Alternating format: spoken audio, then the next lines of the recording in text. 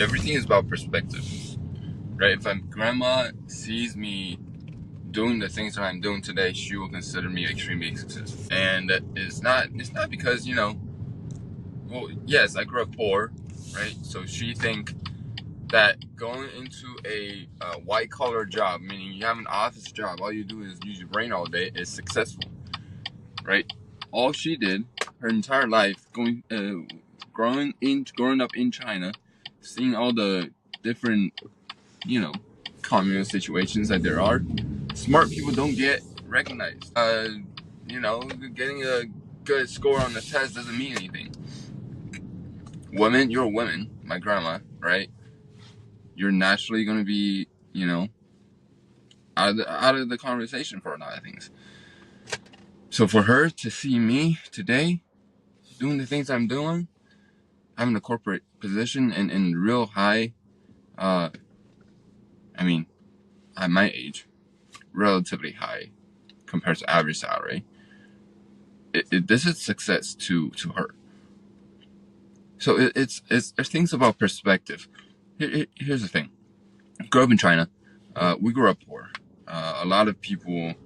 I don't know what it's called, but there's a period of time where they stripped all of the wealth from rich people, all the land from the landowners, because well they're communists, they can do it. And in the history during the history of those things, my grandma and my grandpa and everybody got hit with that and just never really truly recovered. And it's a pretty common story in China, so it's not saying like, hey, we're special in any way, but it's just what happened. And after that, things just never been. It's just hard for them, right? My grandpa passed away when I was 5, and after that, it just living off of what my grandpa has given us. On top of my dad came to the United States when I was young, 10 days old, right when I was born, and he's been supportive to the family and all that stuff. So all that just to say, we grew up with nothing. The most success that my grandma could ever dreamed of was getting a white collar job. Was getting out of blue collar and getting a white collar job. That is the most success that my grandma could have dreamed of for me. So here I am, got a white collar job as an engineer, as a project manager, all that stuff. Yes, I'll be considered successful to my late grandma. But here's the thing. In my perspective, I'm just getting started. See, if I had her mindset, I would have settled. This would have been good, right? If I had lived to please her, is it please her? Yeah, maybe live to please her, live to her standards of things. Yo, I'm good. I'll keep climbing the corporate ladder and keep working on the things that I need to work on, and I'll be a good employee, right? Chinese people, there's the thing, like, we wouldn't speak up. A lot of it came from trauma, obviously. Speaking up just means you get killed in the communist regime, right? So I'm lucky to be in America, and the things that we have here, I don't get that in China. The you know I can speak up here freely now. Yes, you can in the corporate world. Yes, you give feedback. You can freely give feedback now too. But if you go out in the country and say anything bad about the government, you are either gonna be banned or killed, and they won't hide it. Anyway, so yes, like part of me not, still learning to speak up is because I was taught that way by my grandma. Like, don't speak up, just be a good student, be good, and do the things that they ask you to do, right? But as a leader, as someone who's doing this right now, like I gotta learn to speak up. If I don't learn to speak up, how the heck am I gonna speak? How am I gonna speak in front of the camera, the people, if I don't learn to speak up? It doesn't make sense, right? Next thing is, my grandma would have been very happy with the position I'm in. Wish she's in this position, and she's gonna be happy because she's one that raised me and really wanted me in this position. But things change, right? Perspectives of what success looks like definitely changed.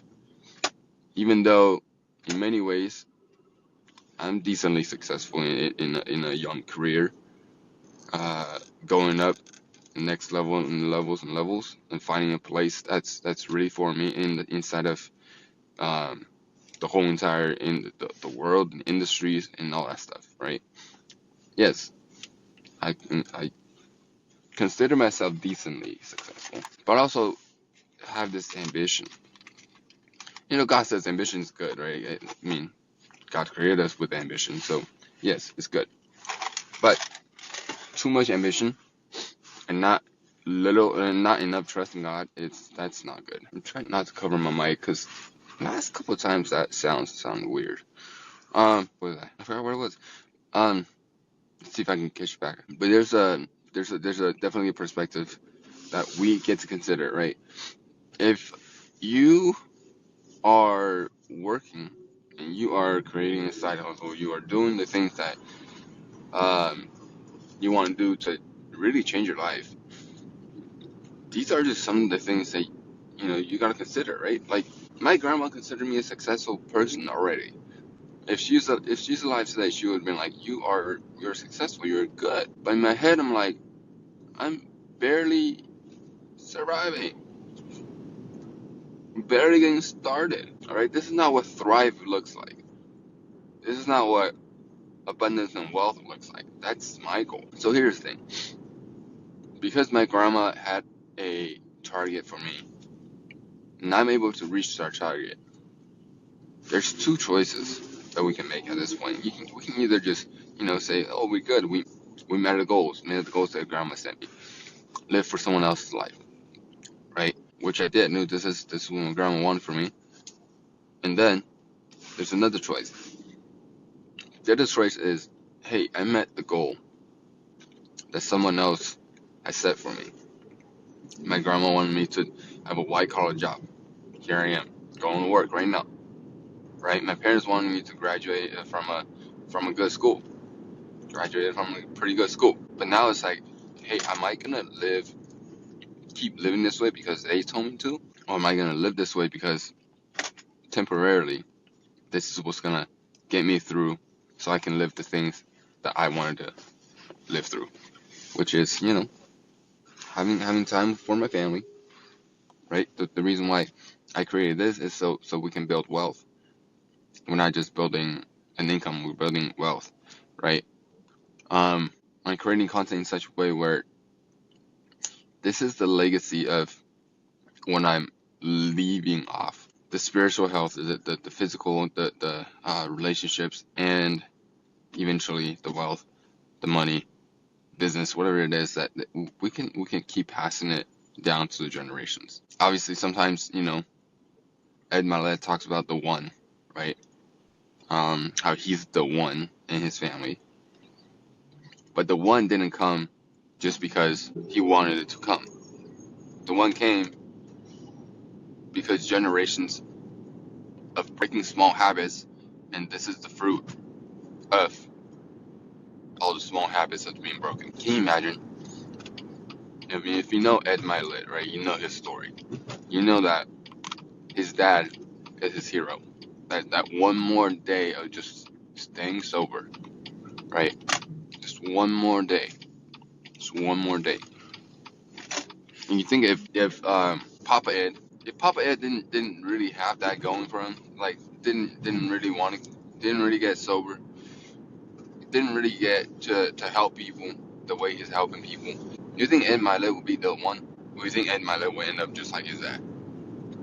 Because the Ed Milet that we know right now is becoming his dad, helping everybody there is, going out there and teaching people how to get through the hardest stuff, coaching other people, other athletes to be better. Just one more, just one more. That's all he talks about. Why does he talk about that?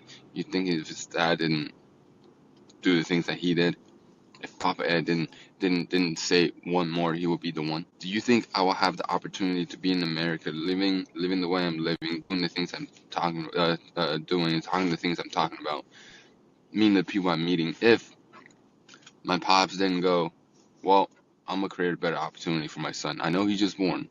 I know it's gonna be hard. I know it's gonna be difficult, but there's gonna be better opportunities down the line. Yeah, we take, yes, becoming the one is cool, but we take so many other people's sacrifices for us to become the one. Like it is, we take it for granted just so easily, right? My mom tells me a story. She came over when I was 4 years old and left me with my grandparents and all that stuff. She told me a story one time. And we're talking and we're just diving real deep, right? We're definitely crying on the phone. She's like, you know, is it really worth it? Is America really worth it? Right? She came over, cried the whole plane ride. That's 11 hours of plane ride. She cried the whole time here. How difficult, how difficult would it have been for her to leave her only son at that time, 4-year-old, can barely like remember a thing, leave to the airport, fly to the United States, be with my dad, just to create a future that, for like 30 years later. I don't know if it's, if it's driven by vision. I don't know if this is driven by, getting out of China, a fear of, what Chinese government and how the Chinese landscape would be. But they knew America was better and they wanted a better life for me. That is vision, and then with my younger brother and all that stuff. Like, yes, this is better life, but I gotta make it good because there's other parents that came through to the United States and their kids aren't much of anything. Let's just be real. Like other I see other people, they're just working whatever jobs, random jobs that they got, making, I don't know, 40, $50,000 a year, and that's all they do. And then they go play basketball all night, like it's their career or something, right? All this just to say, this is mission human excellence. It's not mission human mediocre. This is mission human excellence. So we gotta resemble the excellence that we were made to be. That we're put here to do. I put my dad here, so he can pave a way for me to come here, come to America, and do the things that I get to do. Build this brand. Fall on my faces so many times and still get back up. If I don't get back up, it's shame. It's a shame on me. It's a shame on my family. It's a shame on my dad. Shame on my parents. They came all the way over here, leaving me behind for years just to get me over. The process it's pain in the neck, probably pain in the entire body. Plus, the years of not being able to see each other, hug each other. I don't know how my dad feels. He won't talk to me about this, but the first time he sees me when I was 11.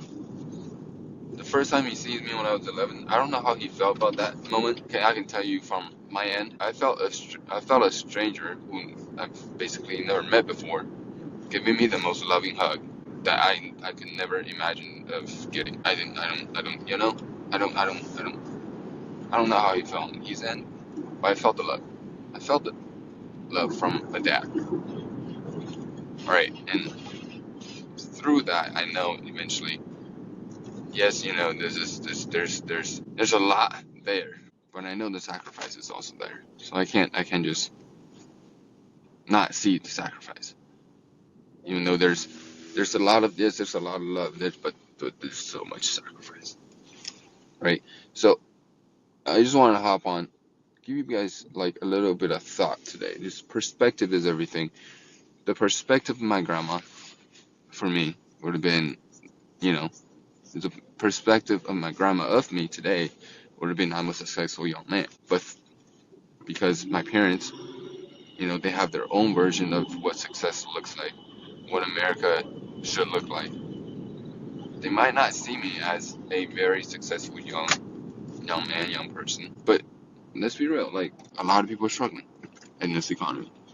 And that's fine. Financially, it is pain in the neck right now for a lot of people. Just keep falling. Pain in the neck for a lot of people right now, and that's okay, right? Uh, it's the perspective of understanding that there's other people seeing me today as successful, and there's other people seeing me today as part of uh, a bigger picture. This is just the beginning of things. So a lot of what the perspective of who you are needs to come from all different perspectives, not just where you see. Think about this. There's a lot of people that would rather be in your position. Do you know anybody that would rather be in your position than their own position? I'm sure there are people who are out there looking for jobs that want the job that you have. And they'll work their butt off. That's their end goal, is to get to the position that you're in, and you're in it. There's gotta be people with your family situation, with your spouse situations, all that stuff. There's gotta be people like who can you think of that's like, oh, I'd rather be in your position than anybody else. I would kill to be where you're at, right? So it's all about perspective. Yes, you might not see yourself as the best or successful or anything that is worthy of being talked about, remarkable in some way. Remarkable in some way. There's some funny cars out there. Remarkable in any way, but see it from another person's perspective. See if that changes in your mind. So thank you for listening today. It's just a thought. I know I rambled on 7 different ways, but hopefully it's been helpful, and change your perspective just a little bit for you to understand that there's more to what you're seeing. There's a lot more to what you're seeing. There might be a whole side of the story that you haven't seen yet. Just pick up your situation. Look around at all sides, up and down, left and right, front and back, all sides, and really see every perspective there is, and see how it changes what you are seeing about yourself. So thank you for listening. Appreciate it. If you like it, comment, like, subscribe. I would highly appreciate that too. So love y'all. See y'all later.